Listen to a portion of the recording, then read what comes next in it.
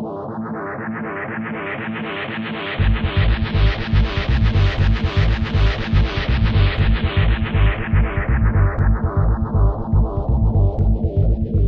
charts, and there's various types, you can have various sort of line charts which just have a daily print of the data on it. So there'll be a whole series of daily prints lined up. The interesting ones from a technical perspective are what they call bar charts and their close cousin, which are called candlestick charts.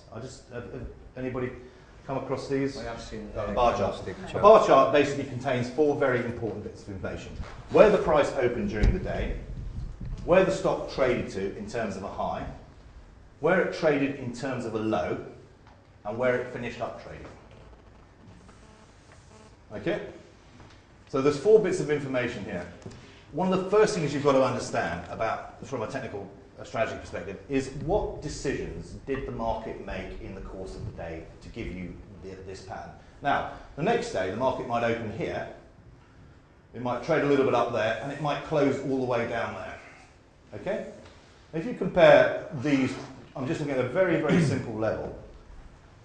Investors came into the market here, they really liked the look of it. Maybe they traded down in the course of the day, they didn't particularly like it down here, and they finished up at a higher level. So you've got a higher close than the open. Obviously, from a sentiment perspective, just think it in terms of what decision, that's going to be a lot more positive than this one. Here, the market came in on a daily basis, came in, opened up here, thought, everybody came in, moved up very slightly higher, and then by the end of the day, all that buying interest had gone and we closed down here.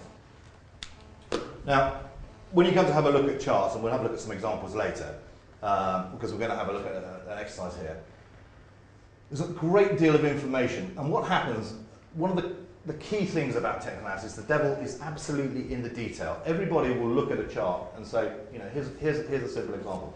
What does that tell you about the market on a particular day? Very volatile. It could be, well, yes, it could be very volatile. We traded it right the way up here. We traded it all the way back down there, but we finished at the opening level. Okay? So at the end of the day, they had a really good go of going up here. They had a really good go at selling it down here.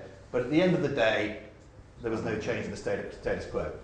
You compare that with that one. They're very similar patterns. Yes, that's showing you that's a lot more volatile.